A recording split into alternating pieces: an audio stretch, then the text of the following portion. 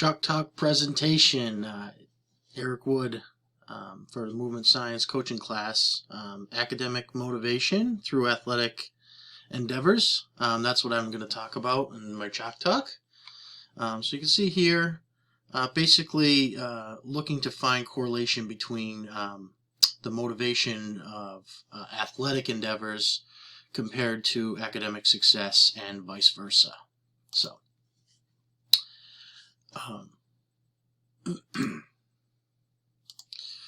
So the academic motivation and athletic participation, they impact each other, and there's been several studies around this topic, and basically, what I broke it down to is I'm looking for the athletic piece to fuel the academic piece, but the academic piece to also fuel the athletic piece. And the athletic piece has shown to increase the attention and the concentration improvements in the classroom, cognitive brain function and development, and we'll get to that a little bit later. And basically the inclusivity that comes with sports can equate to better relationships in the classroom, meaning you're less likely to not participate, you're less likely to be in a shell, you're less likely to not participate with others that you may not know, and it'll fuel those relationships. The physical health fuels the mental health and vice versa. So if you're physically healthy, you're going to be mentally in a good space. If you're mentally healthy, you're going to be ready to physically, be in a good space as well, I guess. And then, of course, preparedness for the future. Creating success either in the academic field or the athletic field gives you a better desire to learn and a better desire to be better.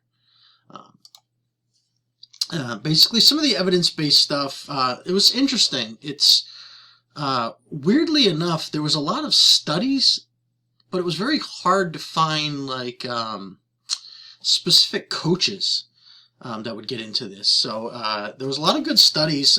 J.P. Green had an Education Next study, and it had a good quote that it said, "It's clear that high schools devote more energy to sports also produce higher test scores and higher graduation rates." So this was a study that was done in the state of Ohio in several high schools.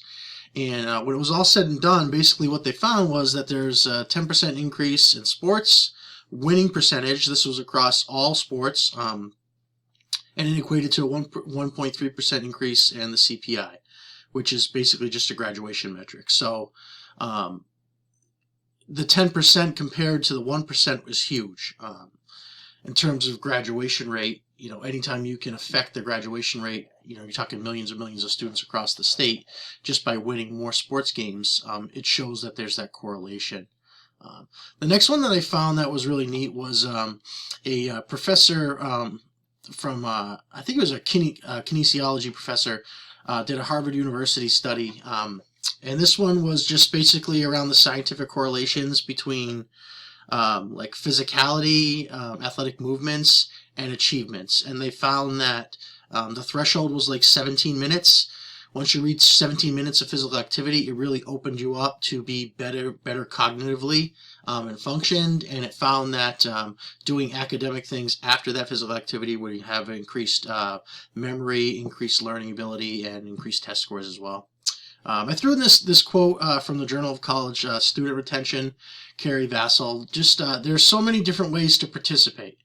It's an inclusive environment that helps students to do better. And this was a quote actually in Ben Renner's study that's below, finding that there was a distinct increase between GPA and credits amongst colleges. So this one was done in the Michigan colleges, and it found that involvement in any sort of athletics, not just necessarily like the Michigan college NCAA stuff, but intramurals, your organized sports, things along that such, created 40% more likely to return for your second year, and the amount of credits that you passed versus failed was a 1.7 credit increase. So basically, having that athletic push fueled that academic success, and having that academic success was fueled by the athletic piece.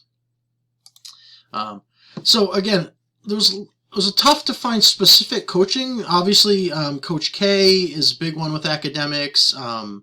Phil Jackson, professional, is not so much in the academic piece, but more in the holistic and the always learning piece. But I found this one was pretty neat, so I wanted to include this. This is basically a rundown of all-time college football wins compared to their all-time GPAs and their schools. So, I mean, obviously, there's a couple in here that are not surprising. Your Yale and your Harvard, your Penn State. You know, obviously, there's some flexibility with these numbers. But I thought it was interesting to see your Michigan, your Ohio State, your Texas, your Alabama, to see how they had that high GPA with that high win factor. And so success off the field brings success on it. With success off the field fuels continued success off it. Team implementation, I'm looking to ensure that like the academic habits are in line with the academic goals that we set, and find similarities and goals that coincide with that. And then a big one is going to be the inclusion of like cognitive practice sessions mixed with physical athletic output. And that sounds wordy, but basically what it means is, and I do a lot of it now, is I like to run almost disorganized drills to try to see if they can get the mental piece. You know, anybody can say, go run, go kick a ball, but I do it in a way that's sort of confusing to see how long they can cognitively access it.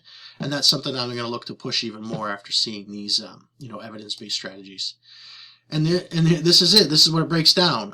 I like the balance. It's athletic motivation is academic success, and academic success is athletic motivation.